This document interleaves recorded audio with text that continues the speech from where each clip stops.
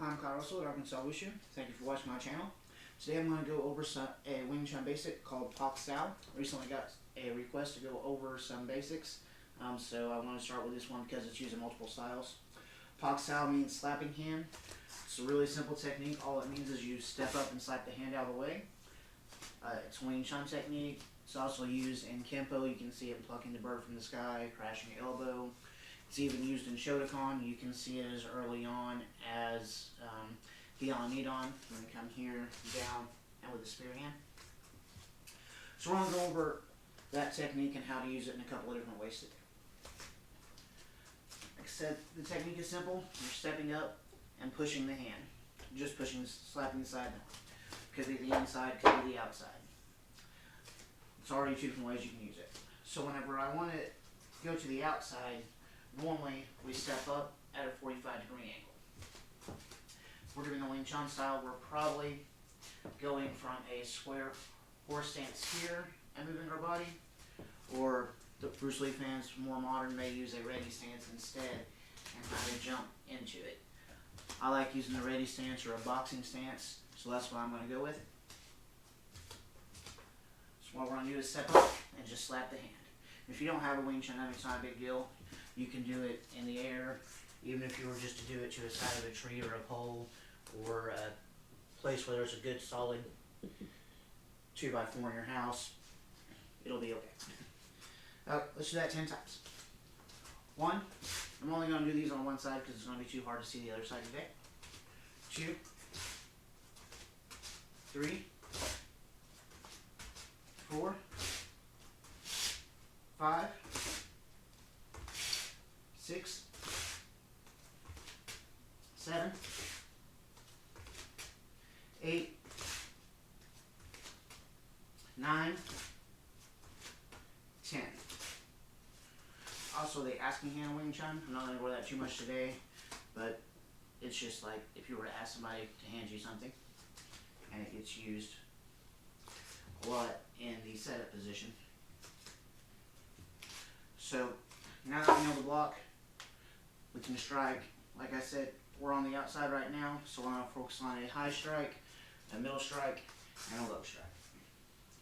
So for our high strike, we can just come right over it with a punch. Now I mentioned earlier in Hian Hian, we go over to the side and down. The reason we can do that is to trap and grab, but in Wing Chun they don't like to move too much for a minimal movement. And the reason for that being, if you're straight on line and you come in and you move very little, you don't make much of an opening. If I move this too far, I create this opening that they can strike, so we're keeping that center line guarded. One way to work that is with a rattan ring. So you can take your hands, put it inside. I don't have a rattan ring, this is just a gymnast ring, so its diameter is a little bit smaller. But we're going to do that very technique.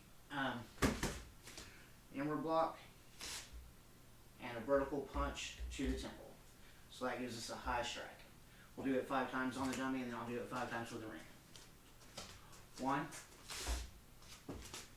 2, 3, 4, and 5. Okay, so if we take the ring, put our hands inside it, we're still doing the same technique, and what that does is our hand can't go too far or the ring's going to stop it. So to help you with your distance, and as you're hitting here, it's going to toughen your forearms a little bit. So what we want to do is get into a fighter pose, jump off to our 45 a little bit with our Paak Sau and vertical punch. Let's do that 5 times. 1, 2, 3, 4, 5. And it's good to work this both ways because, as you see, after every hit, I'm coming back to my starting position. That works out practically too, because after I hit here and come back, if I take my hands back to my starting position, except for change it to a fist instead of an open hand, I have another strike. So I hit here and here. Okay, next we're going to go to a middle strike. So of course we could stick with a vertical, but I'm going to go in a little bit tighter and come in with an elbow instead. I like that one because it's used in Chun and crashing elbows, and it works really well. It's also used in flashing wings and a couple of other techniques as well. Okay. 1, 2, 3, 4, and 5. Alright, because of the Chun I like to push kind of to the side and hit here. So again, I can use my ring to work it, to use smaller motion so that I'm coming here and here, not going too far. Down and in. So I'm going slightly to the side and then in here, and then back to where I started. Alright? Oh, let's do it 5 times with the ring real quick. 1, 2, 3, 4, and 5. And every time you pull down and slam and punch hard, you'll get a little bit of a hit in the forearm to help condition it with the ring. It's what they're really good for, is conditioning the forearms and keeping you from overreaching. Okay, next technique, we're going to go low. So what I'm going to do is just a simple ridge hand to the drill. Probably not really going to be able to do this one. Well, yeah, we can still do it with a ring, so we'll do it here in a second. 1, 2, 3, 4, and 5. With a ring, same technique. Jumping up, pushing the hand to the side, going down to a ridge hand, and then back to where you started. 1, 2, 3, 4, and 5. Good. If you want to, you can also just use rings for simple punch over punch drills as well. Oh. So that's 3 different ways to use the Paak Sau: going high, going to the middle, going low, and making sure to keep your techniques in tight. We can also go to the inside. Normally when we go to the inside, we're going to strike with that same hand. I'll use this side so you can see it.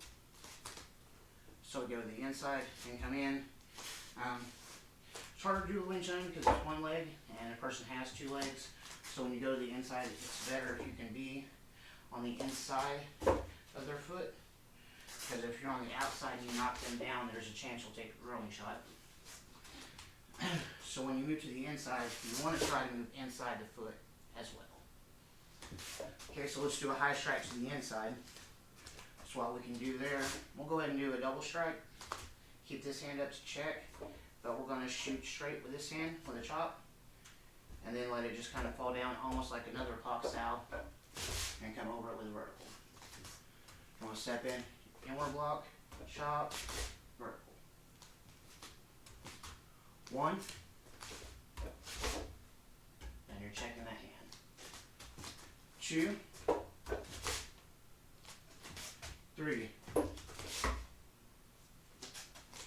4, and 5. Okay, let's do it with me. So again, put your hands inside the ring. So you're coming in with that inward block. Keeping this hand up to check. Chop. Bringing this hand down with a vertical. Right? 2. Gotta move a little bit slow on this one. 3. 4. And 5. So in the air, that's just inward block, chopping out, pushing almost straight down with a vertical punch. In, out, down, forward.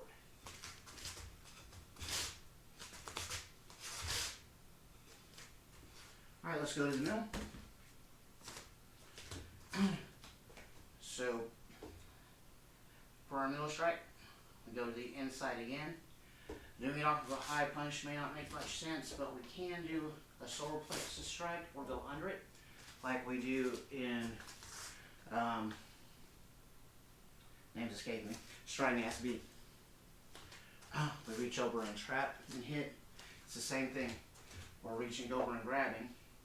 Instead of reaching over and grabbing, we're coming to the inside and pushing, but we're coming underneath it with the, we're just going to use a regular vertical since this is a Wing Chun technique. Because of the Chun, I normally use a middle knuckle punch, but vertical is fine. So that's all we're going to do here is push in, vertical punch. We won't do that one with the ring because you've seen how to do it. So if you want to do it with the ring, go ahead, do it on both sides. I'm just going to show you here. 1, 2, 3, 4, and 5. Now getting to the inside and blocking low with that strike's a little bit harder. It's easier if we turn and slap the side of the arm, right? And we can think of that in striking SC, where we turn, slap the arm, and go down low. Same thing here. We're turning, striking low to the inside. We want to do that 5 times. 1, 2, 3, 4. Oh, should probably do it the other way. And 5. Might be able to see it a little better. And it's basically the same thing we did earlier with the Paak Sau and down, except we're turning and pushing down in the Paak Sau. Doesn't look like a far spread, but this arm is straight and this hand's pushing this one out. And like I said, this ring's a little bit smaller than your average ring. Those are some drills on how to use Paak Sau, a couple of self-defense techniques with it, and how to use a ring. Hopefully you've enjoyed this video. If you did, hit like and subscribe for me. Thank you. And if you want to see some more, or if there's something else you'd like to see, send me an email, hit me up on Facebook, leave a comment below to let me know, and I'll see if I can cover it for you. Thank you.